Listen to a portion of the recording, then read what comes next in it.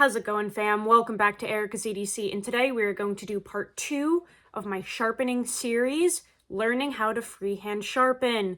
The first video that we uploaded was all the supplies that you will need to do this, and today we are going to do the actual sharpening. So, just to recap, a couple items that you will need. You will need a stone holder, and you can get that from sharpeningsupplies.com. You'll need a 600 grit DMT stone. I prefer the ones that don't have the little holes in them. This diamond plate is really nice. I feel like they're a good price. They last a long time. So you'll need a 600 grit fine DMT stone.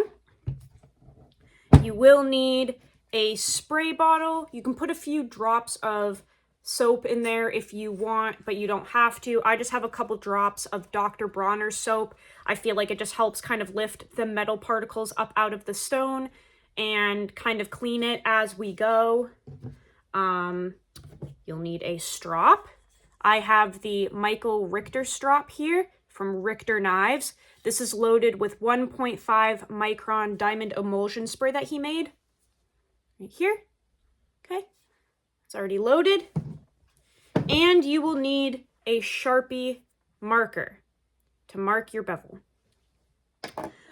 So let's get into this. This is going to be to create just like a general working edge. We are not going to mirror polish. We're not going to go crazy. This is going to like literally be for beginners.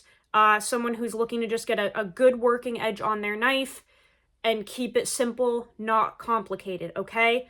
So I'm going to lower you guys down. We're going to go step by step how to do this. Also, I suggest that you practice freehand sharpening on a knife that doesn't have any sentimental value to you. Maybe go to Walmart or a hardware store and grab some, cheap little Ozark folders. I think like Kershaw makes some pretty cheap knives. Just like a beater that you can kind of practice on, right? Because the hardest part of this is finding your edge bevel and holding it.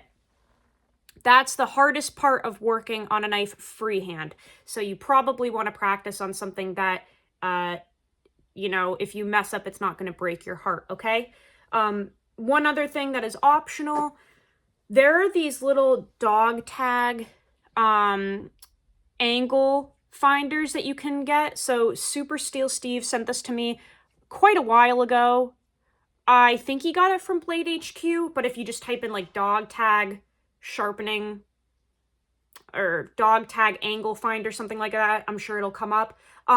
This actually shows you the degrees per side that you're doing. Actually, no, I think it's inclusive. I think it's inclusive. But anyway, you just kind of put your knife in these little slots, and wherever it touches the dot, that's your inclusive degrees, okay? But that's optional, right? You don't have to get that fancy. I think the Sharpie trick really actually helps, so I'll show you how to do that. Let me lower you guys down here. Also, there are probably, well, I know there are way better videos out there on how to do all of this that are like way more in depth. With people showing like the edge on a microscopic level, stuff like that. I think Neve's Knives has some pretty good ones. Outdoor 555 has some really good videos. So if you need like way more detail than I'm giving you, I highly suggest checking them out. They have awesome channels. Okay? But this is kind of for someone who maybe has an idea of how to sharpen and they're just actually like getting the courage to just try it. This is probably the video for you, okay? So we have our knife here. We're going to take our Sharpie and we're going to draw a line on the edge bevel, because as you sharpen, if you're holding the right angle, that Sharpie will obviously wear away. And you have to remember that a knife blade on a microscopic level, it's a tiny little saw. So remember how it's like a saw with teeth like this. Imagine these are the little teeth, okay? And as you dull your knife between abrasives and pressure and everyday use, your little teeth that are supposed to be in line like a saw They bend to the side like that. And that's what creates a dull edge, because you're cutting with that, right? Your teeth are all bent out of whack, okay? And when we sharpen, what we're doing is we're taking a surface harder than the steel itself, something hard enough to take those misaligned teeth and push them back into alignment, which is called our apex, right? So all we're doing is we're working on one side and we're pushing those teeth back up, and then we flip it, we flip the knife and we push those teeth back up, and then that's when they're aligned, and that's when you have a sharp knife again, okay? And that's called an apex, and then it'll cut again. So that's all we're doing, right? Obviously, if we're not talking about edge damage and microchipping, all that stuff, we're just talking about normal stuff here, okay? So we're going to take a Sharpie and we're going to mark this edge here. I don't normally do this, but I know this will help you guys, so I'm going to do it for the video, okay? So we're just taking our Sharpie and just dragging it right along the edge. Okay, like that. That way, as we sharpen, we can see spots that we're maybe missing, spots that we're hitting spot on, okay? And we'll take it on the other side, do the same thing. Sorry, I drank way too much coffee again before this video. Probably not a good idea, but we're a little shaky.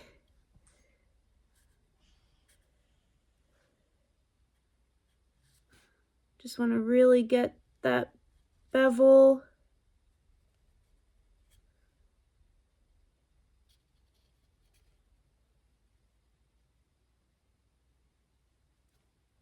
Okay, so our bevel is marked. We have a clean diamond stone. Let's start sharpening. There are two ways to go about this. I am ambidextrous, so I can write with both hands and I do everything with both hands. So you're going to see me in this video work toward myself on this side. I'm going to flip hands and work toward myself on that side. It is very rare that people can do that. Generally speaking, they take their dominant hand and they're able to work toward themselves, and then when they flip, they still use their dominant hand and they work away from themselves, okay? That's why the Sharpie is so important, because it's hard to see your edge and what you're doing when you're working away from yourself, right? It's hard. So that's why the Sharpie is super useful, because you can rely on the Sharpie to tell you what you're doing since you can't see it. I, luckily, I'm able to hold an angle with both hands, so I'll be working toward myself, flipping, and then still working toward myself. It really helps to be able to see my edge bevel hitting the stone, and I'm really glad I'm capable of doing that. It's not normal for people to be able to do that, though, okay? So if you have to work away from yourself on this side, or this side, you know, whatever hand is dominant for you, that's totally fine and totally normal, okay? So just gonna do this here. Just put a tiny bit of water on there and just make sure we didn't have any little particles or anything there, okay? All right, let's start our journey. Something that helps me when I'm sharpening, this is gonna sound silly, but I'm being serious, is almost imagining that I have like a robotic hand, okay? In freehand sharpening, if you move at all, your edge bevel is going to get messed up. So you almost have to like hold like a vice grip on your knife, okay? And you're going to almost pretend that you have like a robotic arm. You're going to try your best to not wiggle or anything like that. You want to hold it as firm as possible. So however is comfortable for you, whether it's like this, okay? That's how you really want to keep it the whole time. What we're going to do is we're going to lay our knife flat on the stone. Then we're going to lift it up until you cannot see any space between your stone and your edge bevel. That's going to give you approximately your angle, okay? You want no room in between your stone and your edge bevel, okay? So You gently bring it up until you see no space. You're going to hold it there. That's when you're going to start to move, okay? Very slowly, go like that, okay? And as you can see, or maybe not because the lighting is so horrible, you can see that the Sharpie is gone for the most part, and we definitely have some down here, and that's just because we pulled the knife and moved up too quickly. So I bet on my second run, where I'm aware of that, I'm going to spend more time right there, and I bet almost all of the Sharpie will be gone on the second one.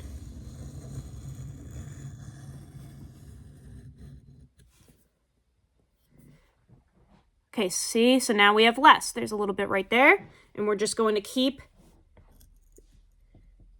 doing that.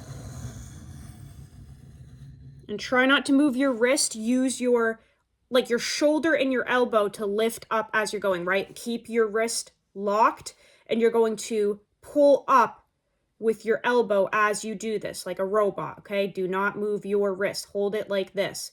Just move your elbow, okay?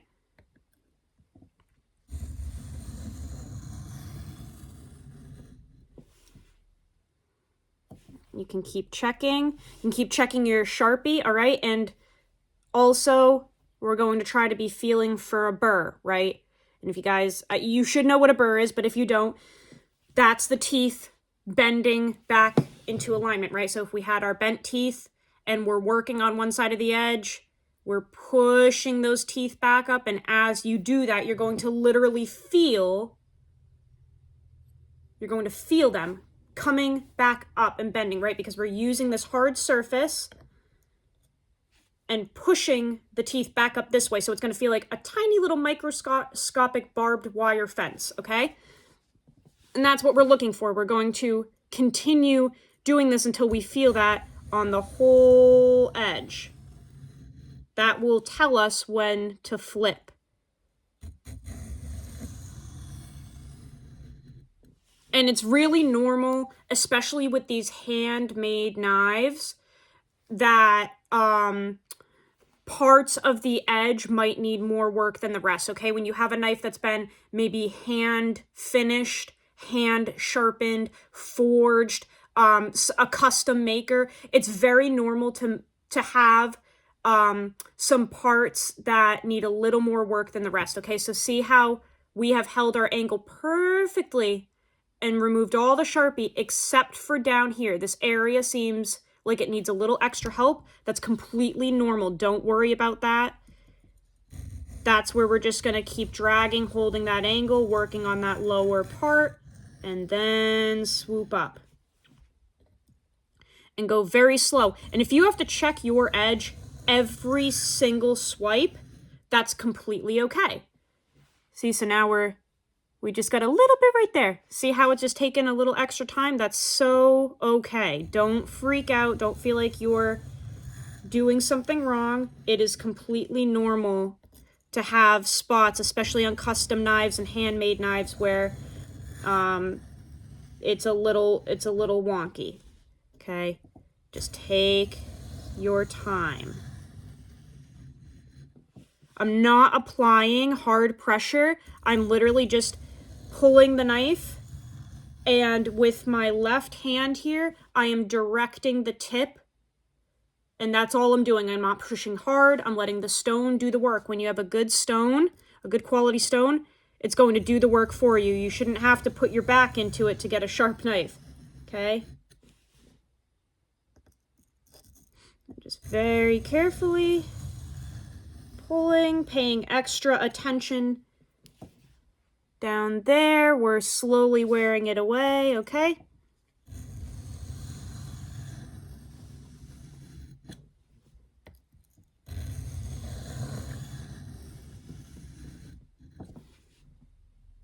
And I can feel a very good burr throughout the whole knife. So that's telling me that I'm ready to flip. Now, this might be confusing because the steel itself is telling me it's ready to be flipped. However, you can see that there's a little bit of Sharpie left there. That's okay. Basically, what I'm figuring happened was that because this is a handmade, hand-sharpened knife, there might be a little, almost like a little divot right here, okay? Maybe where the edge bevel higher up, the steel is kind of concaved in a little bit. That's really normal, and there's nothing wrong with that. We will work through that as time goes on, but because the apex, where the apex would be, has a burr, I'm going to do a few more swipes and then flip.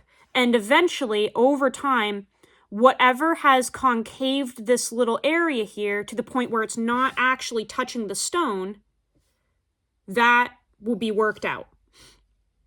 Again, a non-issue. That's much more rare to find on like production knives because they use machinery to do the bevels. But sometimes, like I said, on these handmade custom knives and stuff, sometimes, especially if a maker uses ceramic stones or Japanese water stones that are a little softer, right? Sometimes your edge will be a little bit concaved in some spots, okay? And I'm pretty darn positive Kyle knows where they uses like Japanese water stones, nanawa stones, Shaped glass ceramic stones. Those are a little softer than what I'm using. So if his stone was not flattened before doing this knife, and maybe the surface of the stone was a little wonky, that's going to impact the edge, right? So I'm figuring that's what happened, and it's a non-issue. It is not a big deal at all. I will 100% work through that. It's just a tiny little spot there. But if his stone wasn't lapped, that would have impacted this edge bevel, and it's not a big deal at all.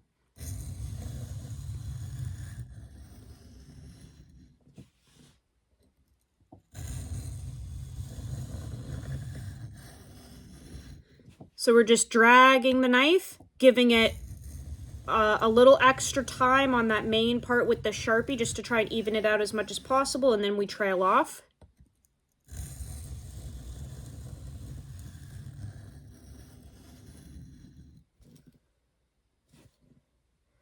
All right, that burr is nice and strong. Feels good, okay? This is when we flip. We're going to do the same exact thing. Now, this is what I do. I don't know if it has any merit. It's just something that in my mind makes me feel better. We have a burr. What I want to do is the burr reduction. I want to bring that burr down and apex the edge. What I don't want to do is break the burr off and have it tear out microscopic parts of the edge. I don't want, a tear out anywhere. So this is what I do. You can do this however you want. I'm going to do a stropping motion away from me 1 or 2 times with just the weight of the knife to gently reduce that burr, okay? Very gently, like so gentle, not pressure, holding our angle, just so gently. Try to knock that burr down a little bit, because when I start sharpening, I don't want it to break off and pull off parts of the edge. So I'm just going to very gently, a few times, do that. And I can feel it's gone. I can literally feel it's all gone. That burr that we built, done, okay? Just spray this for a hot second. You can see that gray kind of sludge. That's all metal particles. That's good. That means we're removing material, which is what we want to create our new edge. Okay, so now that we've reduced our burr, we're going to do the same exact thing that we did on the other side. So pull it up until there's no space and drag toward ourselves, holding our angle.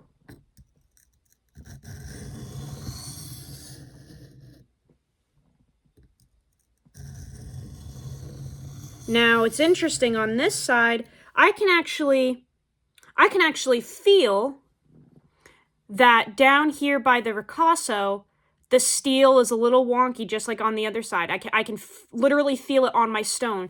This flat surface, I can feel the edge bevel trying to move a little bit, almost like there's some microscopic built-up material that's thicker right here toward the heel compared to the rest of the edge. Again, that's so normal. That's so normal with completely handmade knives. Now you can see the Sharpie is all gone everywhere else, but just like the other side, we've got a little bit of Sharpie right here, just because this material down here by the ricasso, it's just a little bit thicker from being hand done. That's totally, totally normal. So we're just going to give extra attention to that area, just like on the other side.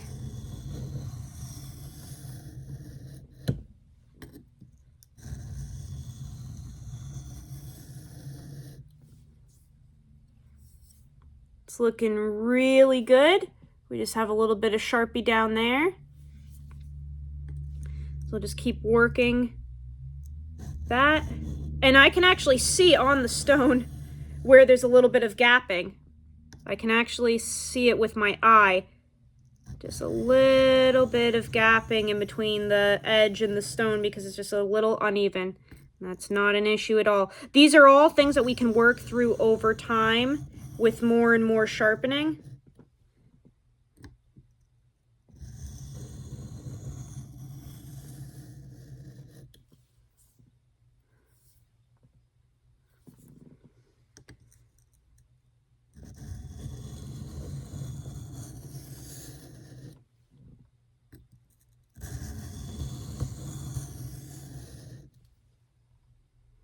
We've got a really good burr formed again. Gonna just try to remove a little bit more of that Sharpie right there, and then we're going to go back and forth and really dial in that apex. You can see this little puddle of gray down there. That's all metal particles. That's awesome. That's exactly what we want. We want to be removing material.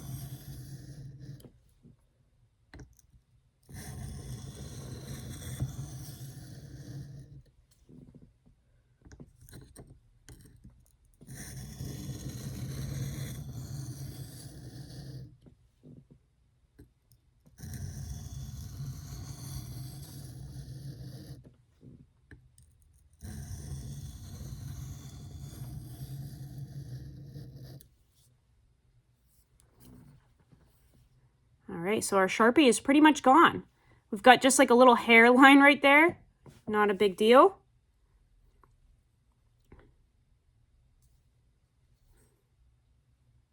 Hopefully I showed you the right side. Hairline right there. Okay, the rest has no Sharpie. That's awesome. Burr is feeling pretty good. We'll do a couple more little swipes here.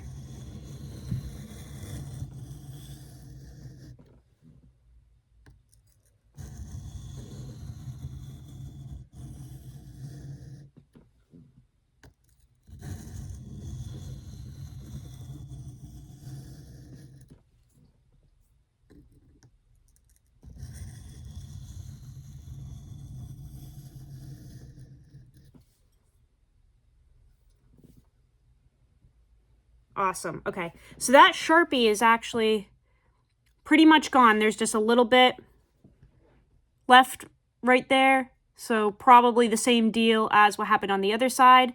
The rest looks perfect. And I can feel a nice sturdy burr. Okay? Quickly just try to pull up some of those metal particles that we've accumulated here.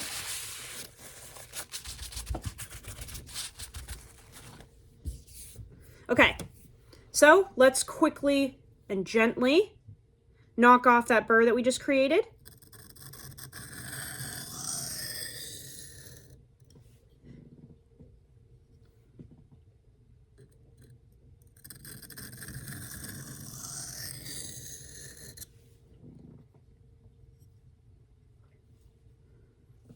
Do one more.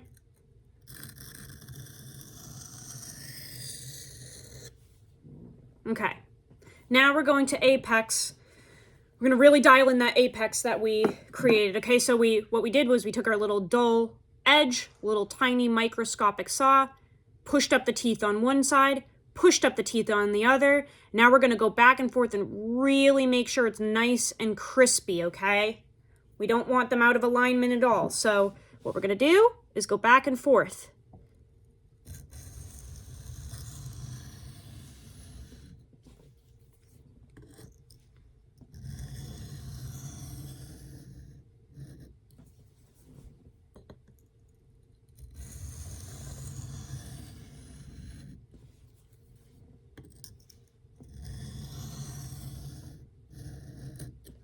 Again, not applying any pressure, just using the weight of the knife and really directing where it's going with our opposite hand.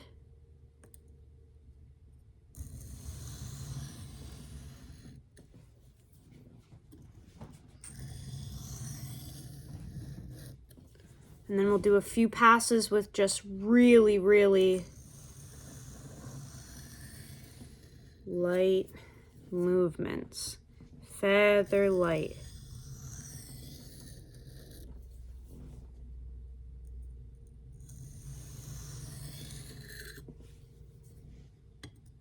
Man, I am so shaky from all that dang coffee.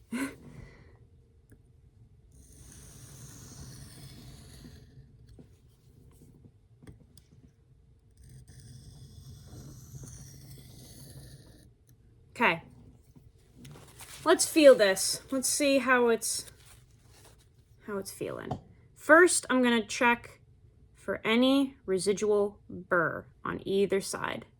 So I can definitely feel some right down here. Okay, so I'm just gonna very gently, again, pay extra attention to down there. Just nice and careful. That already feels much better. Let's check our other side. I can feel a little bit right there. So again, just feather light.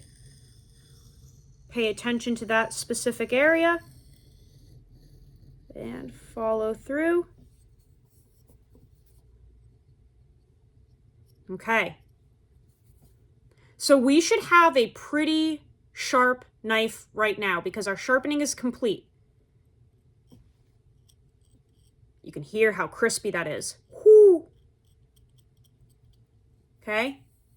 We have a completely even bevel here. The pattern is uniform on both sides. We have just a hair of residual Sharpie right there, and we know exactly why. But otherwise, completely gone. Bevel is completely even.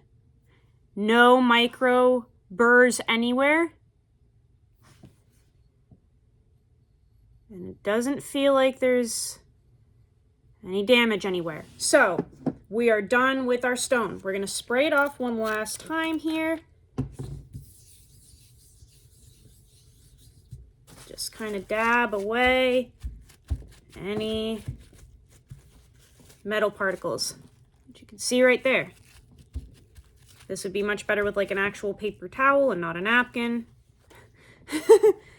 Oh, I have a cloth here. And obviously I'm going to take this down to the sink after and like actually use running water and clean it. But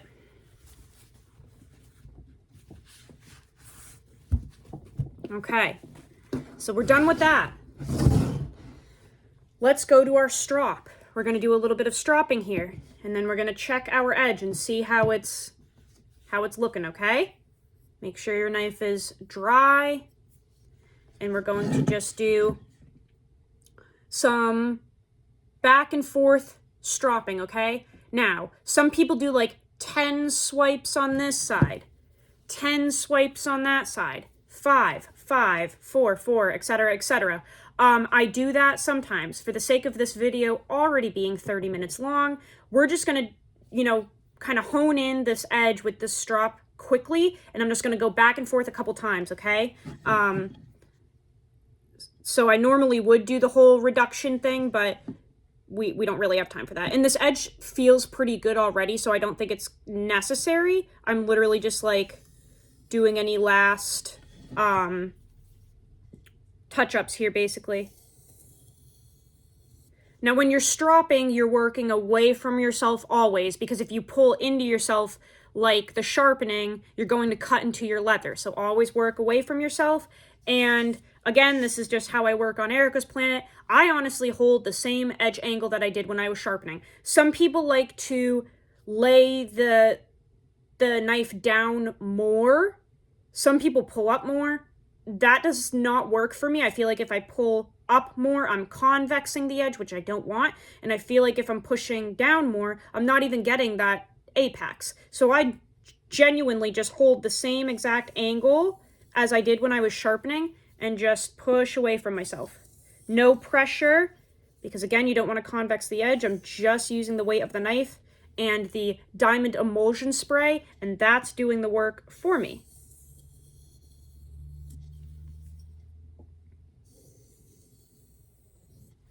So all I'm doing is just kind of almost polishing up that new little apex that we've created.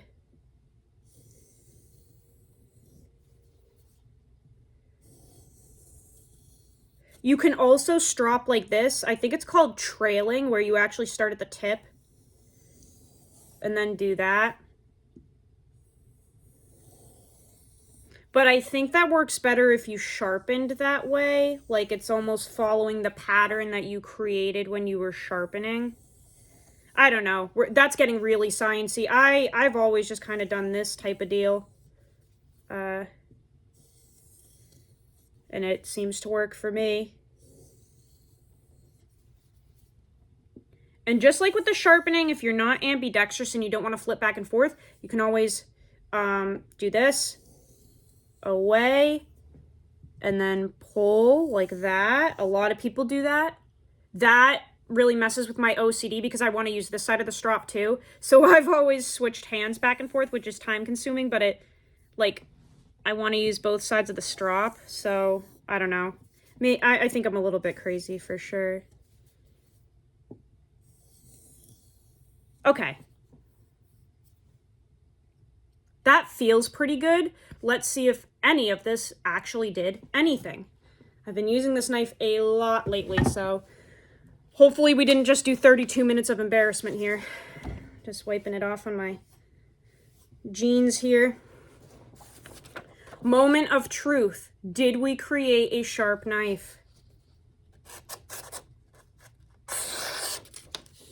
Okay. Jesus, that scared me for a second. My shaky freaking hands. Okay, are we in frame? Let me try again. Yes, that's very sharp. That is like very sharp. That feels amazing. So, it worked. God, that first cut scared the shit out of me. I'm literally so shaky. I was like, oh my God, did I just embarrass myself for 30 minutes? No, we're good. Okay, so nice and sharp. That's awesome. So we have I would say this is a toothy working edge, because we only brought it to 600 grit and then stropped it.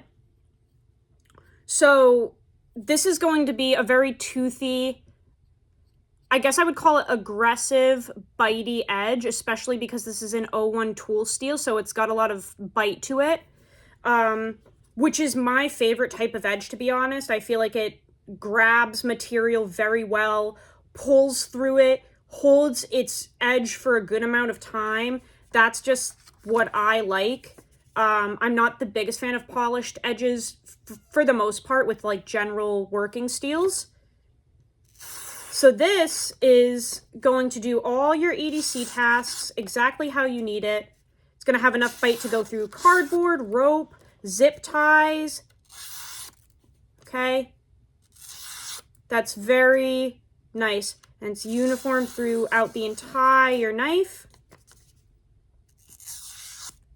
okay?